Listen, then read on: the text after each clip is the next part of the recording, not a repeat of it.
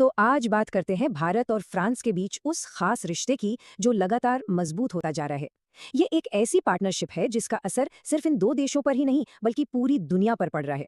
चलिए समझते हैं कि ये रिश्ता इतना खास क्यों है। हाल ही में भारत और फ्रांस ने अपने संबंधों को एक निर्णायक मोड़ या टर्निंग पॉइंट बताया है। अब ये सिर्फ एक भारी भरकम डिप्लोमेटिक शब्द नहीं है, बल्कि ये एक बहुत बड़ा कदम है जो इस रिश्ते को एक बिल्कुल नए लेवल पर ले जाता है। तो इसका असल में मतलब क्या है? तो ये जो नया नाम है विशेष वैश्विक रणनीतिक साझेदारी, ये सिर्फ कहने के लिए नहीं है। इसका सीधा सा मतलब ये है कि आज के इस अनिश्चित दुनिया में ये दोनों देश एक टीम की तरह काम करने के लिए तैयार हैं।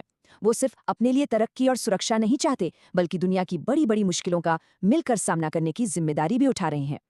देखिए, ये जो बड़ा बदलाव आया है वो रातों रात नहीं हुआ। इसके पीछे दशकों की मेहनत और एक सोचा समझा प्लान है।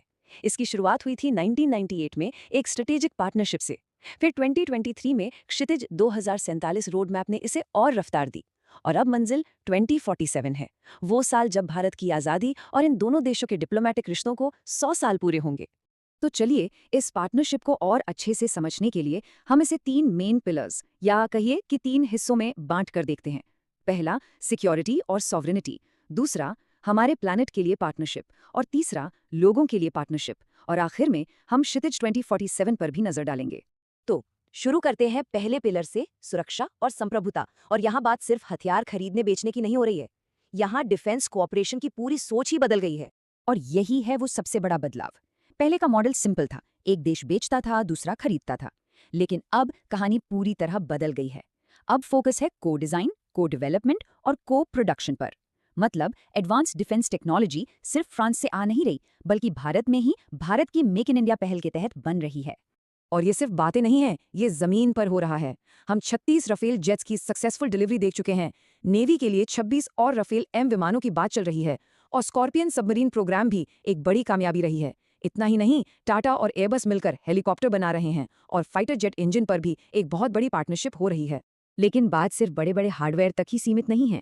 इन दोनों देशों का सहयोग बहुत गहरा है, जिसमें आतंकवाद से लड़ने के लिए इंटेलिजेंस शेयर करने से लेकर डिफेंस, स्पेस जैसे फ्यूचर के एरिया में मिलकर काम करना भी शामिल है। चलिए, अब आते हैं दूसरे पिलर पर, जो हम सबके लिए बहुत जरूरी है, हमारे प्लैनेट के लिए पार्टनरशिप। यहाँ बात हो रही है क्लाइमेट चेंज से लड़ने और मिलकर एक ग्रीन एनर्जी वाला फ्यूचर बनाने की। जरा इस नंबर को देखिए, 100 गीगावाट। 2047 तक भारत का न्यूक्लियर पावर कैपेसिटी का ये टारगेट दिखाता है कि क्लीन एनर्जी को लेकर इरादे कितने बुलंद हैं। ये एक बहुत बड़ा लक्ष्य है और इसे हासिल करने में फ्रांस एक अहम साथी है। और उस 100 गीगावाट के लक्ष्य को पाने का एक बहुत बड़ा जरिया है Jaitapur nuclear power plant project. ये भारत और फ्रांस का एक बहुत बड़ा जॉइंट प्रोजेक्ट है जो भारत के एनर्जी फ्यूचर को बदलने और क्लाइमेट गोल्स को पूरा करने में मदद करेगा। और ये पार्टनरशिप सिर्फ न्यूक्लियर एनर्जी तक ही नहीं है। दोनों देश मिलकर इंटरनेशनल सोलर अलायंस को लीड कर रहे हैं, स्मॉल मॉड्यूलर रिएक्टर्स जैसी फ्यूचर टेक्नोलॉजी पर काम कर रहे हैं, और तो और समंदर की सुरक्षा से लेकर ग्रीन हाइड्रोजन बनाने तक हर चीज पर सहयोग कर रहे हैं। ये वाकई में एक बहुत बड़ा ग्रीन अलायंस है। अब आते हैं तीसरे पिलर पर, लोगों के लिए पार्टनरशिप। ये उन कल्चरल, टेक्नोलॉजिकल और ह्यूमन कनेक्शंस के बारे में है जो इस स्ट्रेटेजिक पार्टनरशिप को हमारी रोजमर्रा की जिंदगी से जोड़ते हैं। ये एक बहुत ही अच्छा उदाहरण है। भारत का यूपीआई यानी यूनिफाइड पेमेंट्स इंटरफेस अब फ्रांस में भी काम करता है।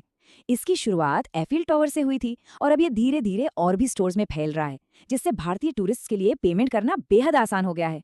एजुकेशन एक और बहुत जरूरी एरिया है। अभी फ्रांस में करीब 10,000 भारतीय स्टूडेंट्स हैं, लेकिन लक्ष्य बहुत बड़ा है। 2030 तक इस संख्या को 3 गुना करके 30,000 तक पहुंचाना, ताकि अगली पीढ़ी के बीच रिश्ते और भी मजबूत हों।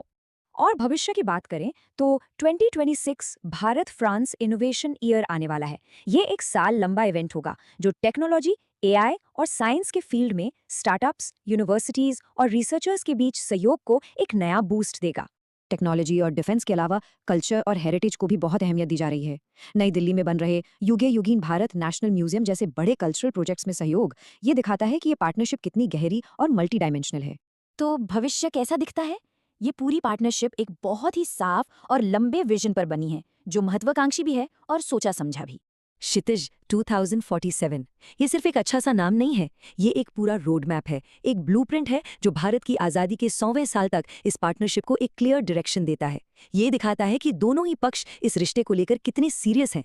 आखिर में बात इसी पर आती है। जैसा कि ऑफिशियल जॉइंट स्टेटमेंट में कहा गया है, इस पार्टनरशिप का मकसद सिर्फ दो देशों का फायदा नहीं है। इसका असली लक्ष्य है दुनिया में शांति, स्थिरता और समृद्धि को बढ़ावा देना। और आज की दुनिया में ये लक्ष्य पहले से कई ज्यादा जरूरी हो गया है। तो हम इस सवाल के साथ इस चर्चा को खत्म करते हैं। जब ये दो बड़ी शक्तियां अपनी स्ट्रैटेजीज और अपने भविष्य को एक दूसरे के साथ जोड़ रही हैं, तो वो मिलकर अगली कौन सी ग्लोबल चुनौती का सामना करना चुनेंगी, ये देखना काफी दिलचस्प होगा।